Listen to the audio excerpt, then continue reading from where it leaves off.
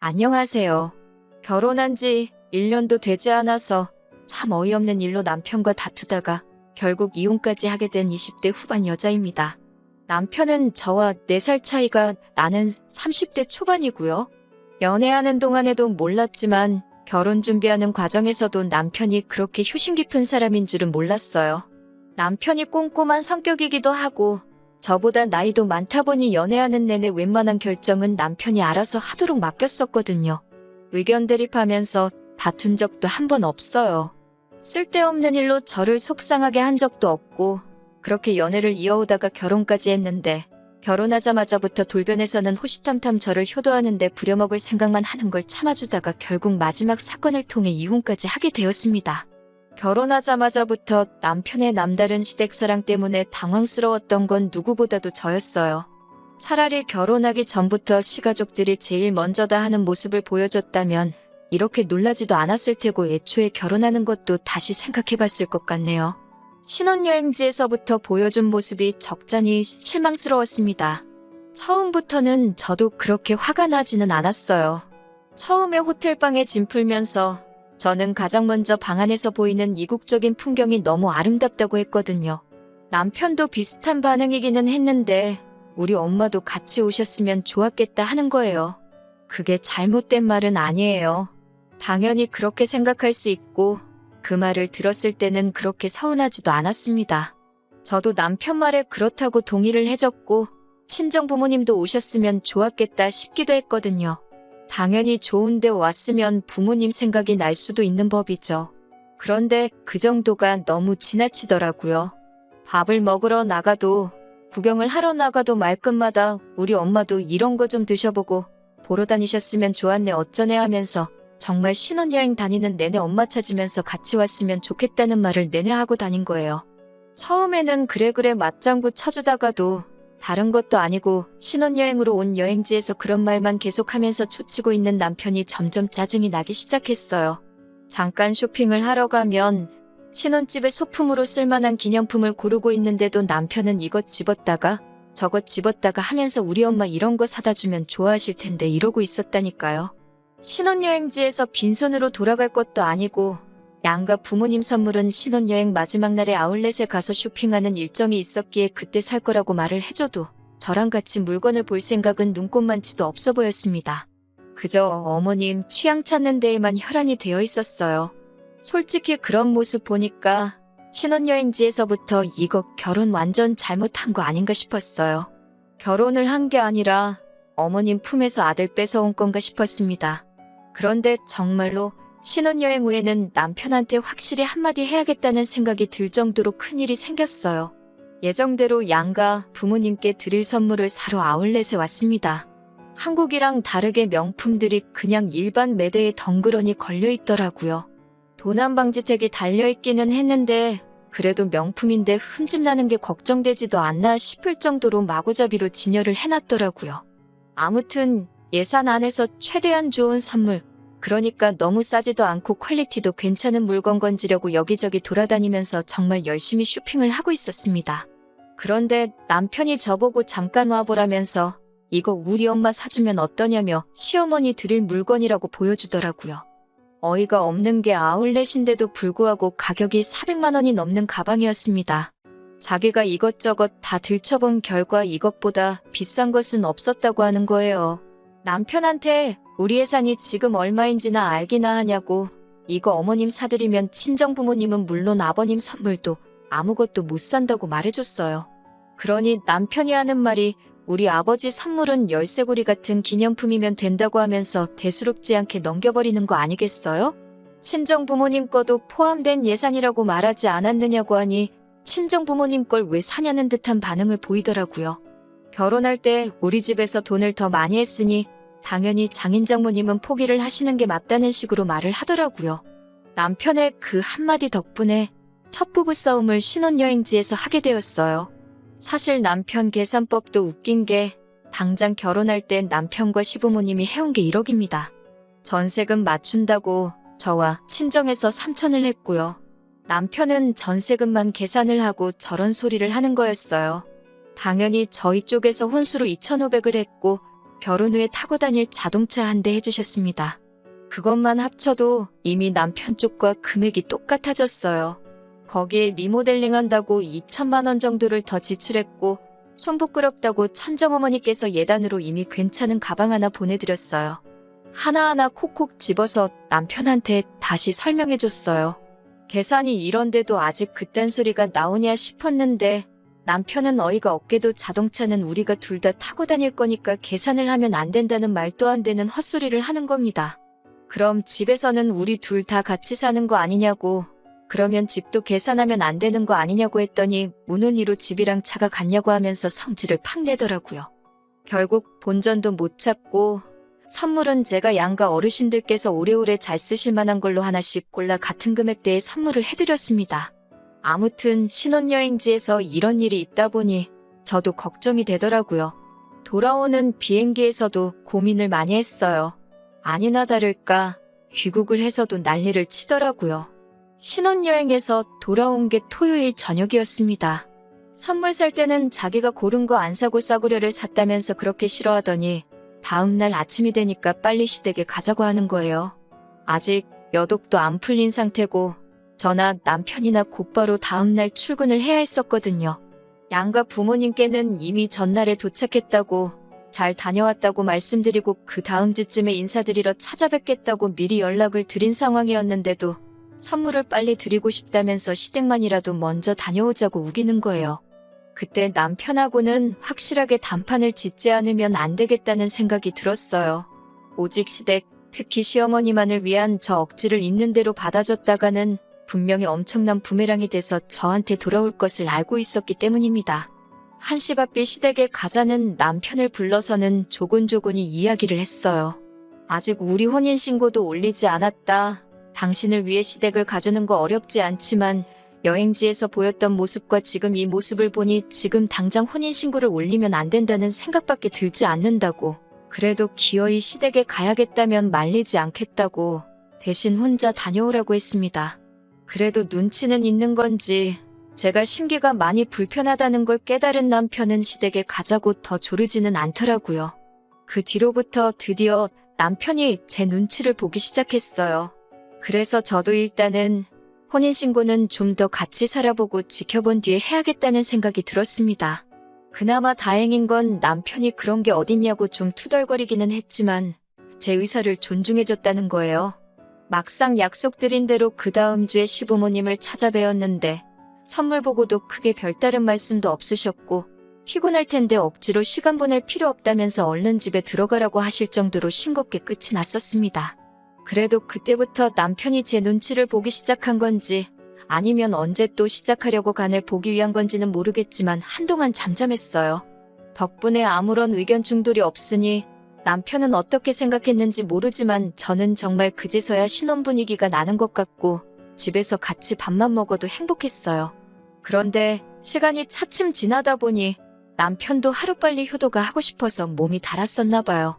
제가 사실 결혼하기 전부터 동생하고 같이 모으고 있던 돈이 있었습니다.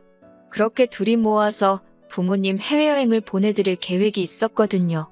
그게 적금이 만기가 돼서 그 돈이 잠깐 제 통장에 들어오게 되었어요. 아직 여행 비용을 모으기에는 조금 모자란 감이 있어서 적금을 한 번 더 들어야 하는 상황이었습니다. 그 목돈을 제가 관리하는 방법도 있었지만 아무래도 결혼을 했다 보니 따로 목적 자금을 위해 돈을 관리하기 조금 그런 부분이 있어서 동생한테 바로 그 돈을 송금해줬어요. 그런데 남편이 그 사실을 알게 된 겁니다. 그 돈이 무슨 돈인진 몰랐지만 한 번에 큰 돈이 동생 통장으로 넘어가니 남편도 그게 궁금해서 물어보지 않을 수가 없던 거예요. 남편에게는 친정부모님 여행 때문에 결혼하기 전부터 모으던 돈이라는 설명을 해줬습니다. 그러자 남편은 우리 엄마는 해외는커녕 그 흔한 제주도도 한번 가보신 적 없다면서 자기도 시부모님 여행을 보내드리고 싶다는 거예요.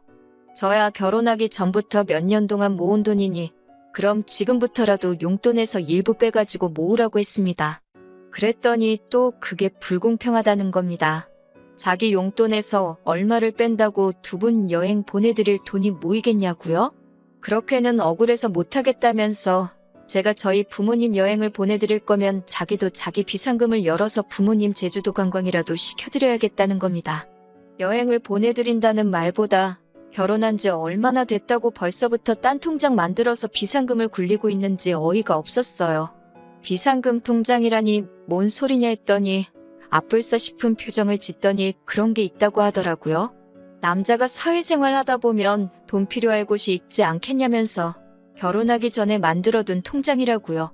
그래서 그 통장을 가져와 보라 했습니다.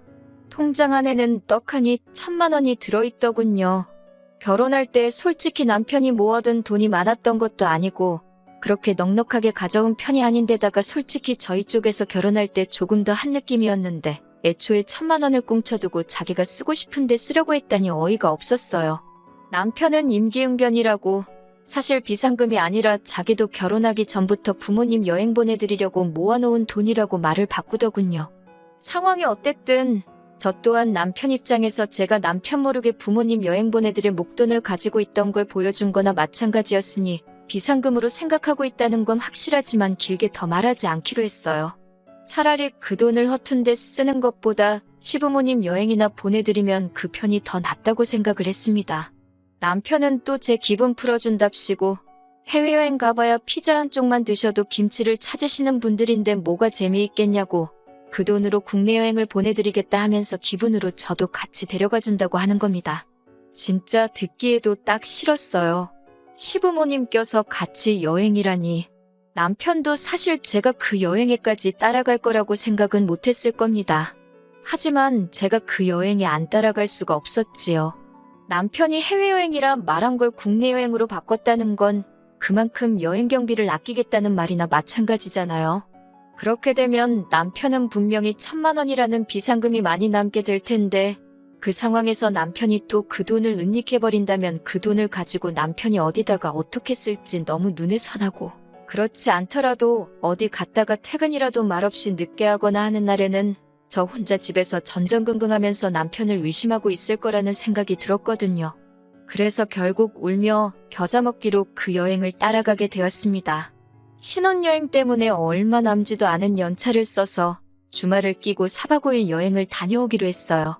그리고 여행지에서 벌어진 일 때문에 저는 결국 남편과 이혼을 결심하게 되었습니다.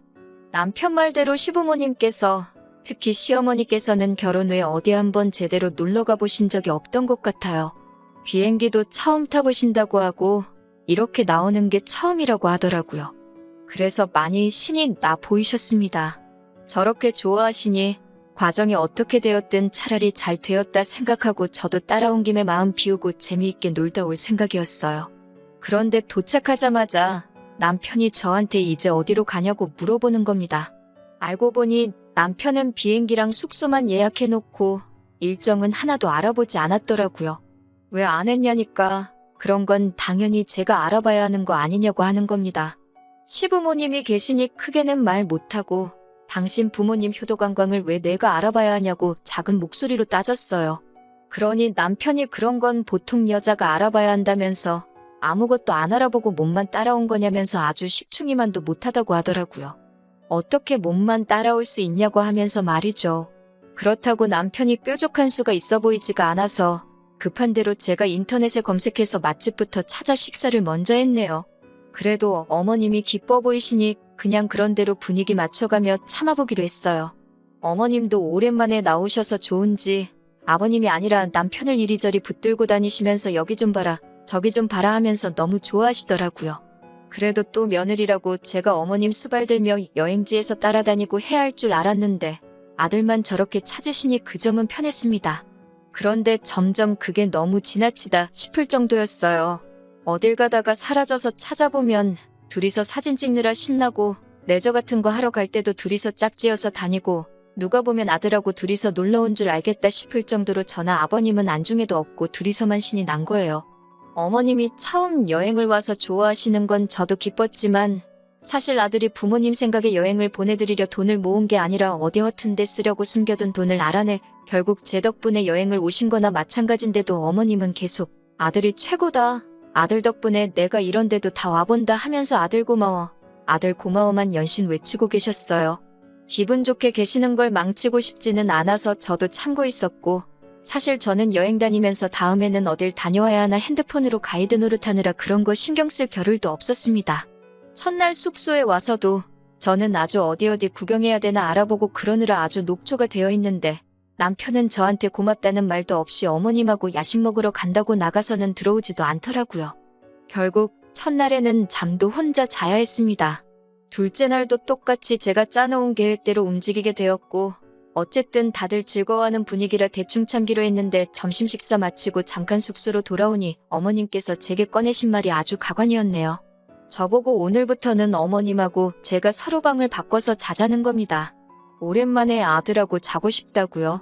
웬만해서는 저처럼 분위기 맞춰주고 힘들어하시던 아버님도 그 말에는 눈이 휘둥그레지셔서는 그게 무슨 말이냐 하더라고요. 어머님은 아무렇지도 않게 방에 침대도 2개인데 오랜만에 아들하고 오붓하게 시간 좀 보내려고 하는데 뭐가 문제냐라는 식으로 나오시더라고요. 그래서 제가 어머님한테 그래도 제가 아버님하고 같은 방에서 자는 건 조금 그렇지 않냐고 했더니 남편이 불편하기는 뭐가 불편하냐고 가족끼리인데 너 지금 무슨 생각을 하고 있냐 하는 겁니다. 그러면서 한다는 말이 저는 친정아버지랑 같은 방 쓰는 것도 불편하냐고 물어보는 거예요. 남편에게 그러면 당신은 나중에 우리 엄마랑 둘이서 같은 방을 쓸 수 있겠냐고 물어보니 자기는 가족끼리니까 아무런 문제가 없다는 겁니다. 자꾸 저보고 이상한 상상하지 말고 어머님이 시키는 대로 하자는 거예요. 저는 끝까지 미쳤냐고 그렇게는 못하겠다고 했습니다. 그러더니 남편이 씩씩대면서 저를 한쪽으로 불러내더니 진짜 여기까지 와서 그래야겠냐고 하면서 자기 엄마 기분 좀 맞춰주라고 하는 겁니다. 여행 계획도 다 짜주고 있지 않냐. 여기서 뭘 더 어떻게 맞춰줘야 하겠냐니 남편이 그러면 얼른 프런트에 내려가서 제 돈 주고 방을 하나 더 잡으라고 하네요. 저 때문에 다 망쳐버리고 싶지 않다면서요. 그때 머릿속에서 뚝 소리가 나면서 제 인내심의 한계가 끊어지는 듯한 느낌이 들었습니다. 그 자리에서 다 뒤집어 엎어버리고 싶었는데 꼭 참고 알겠다고 말하고 내려왔어요. 프런트로 와서 방을 하나 더 잡아주는 대신에 저는 그 길로 렌트카 끌고 공항으로 가서 비행기표 끊고 혼자 집으로 돌아왔습니다. 저보고 지금 어디냐고 아주 전화기에 불이 날 정도로 연락을 하더군요. 전화로 사과라도 하려나 싶어서 미친 듯이 걸려오는 전화를 받으니 다짜고짜 저한테 욕부터 하기 시작하더군요. 그러면서 하는 말이 자기가 어머님을 챙기고 있으니 제가 아버님 좀 챙겨주면 좀 좋냐고 하면서 끝까지 자기가 무슨 잘못을 한 건지도 모르고 큰 소리를 치고 있더라고요. 그래서 여기까지가 끝이라고 했습니다. 어차피 혼인신고도 안 한 거 그냥 결혼 무르자고 했어요. 이깟 전셋집 필요도 없으니까 내 돈 2천만 원 들어간 것만 돌려달라고 했습니다. 차는 제 돈으로 샀으니 제가 가져갈 거고 혼수도 마침 저희 부모님 집 가정가구가 다 낡았는데 이참에 전부 다 가져가서 새 걸로 교체해드린다고 했어요. 예단으로 어머님한테 가방 드린 게 있으니 그건 도로 가져가지는 않겠지만 가정가구들 가져가면서 드는 이사 비용은 다 내라고 했습니다. 그렇게 안 하면 내가 이혼녀가 되는 한이 있더라도 내가 가진 모든 걸 털어서 사실혼 증명하고 이혼소송에서 위자료에 재산분할까지 싹 다 해서 가져갈 거라고요. 그렇게 전화를 끊으니 여행지에 있는 어머님도 아버님도 번갈아 가면서 전화를 거시면서 저한테 좋은 게 좋은 거 아니겠냐고 아들 좀 용서해달라 하시더군요. 어머님께는 남편이 어머님 생각하시면서 저런 게 한두 번이 아니라고 이미 눈 감아주기에는 너무 멀리 왔다 말씀드렸어요. 어머님과 저를 사이에 두고 남편한테 선택을 강요하는 악처가 되고 싶지도 않고 어머님으로부터 아들을 뺏어오고 싶지도 않으니 도로 돌려드리겠다고 했지요. 결국 지금은 다 정리가 돼서 제가 원하는 방식으로 남편과는 갈라서게 되었습니다. 남편은 보증금 때문에 나가지도 못하고 아무것도 없는 빈집만 두고 돈이 묶여있는 상태고 저는 말씀드린 대로 가정가구며 싹 다 가지고 친정으로 돌아와 살고 있어요. 차라리 결혼 전에 자기는 엄마 없으면 죽고 못 사는 그런 사람이라고 말해줬으면 결혼이라도 다시 생각해봤을 텐데 그걸 꽁꽁 숨긴 덕분에 이런 경험까지 다 해보네요. 그나마 혼인신고를 늦게 올린 건 신의 한 수라고 생각해요. 적어도 지옥 구렁텅이에서 더 깊게 빠져들지 않고 빠져나올 수 있었으니까요. 아직 저는 젊으니까 한동안은 다시 여유를 즐기며 살아가야겠습니다. 내년쯤에는 저희 부모님 모시고 해외에도 다녀올 계획이에요.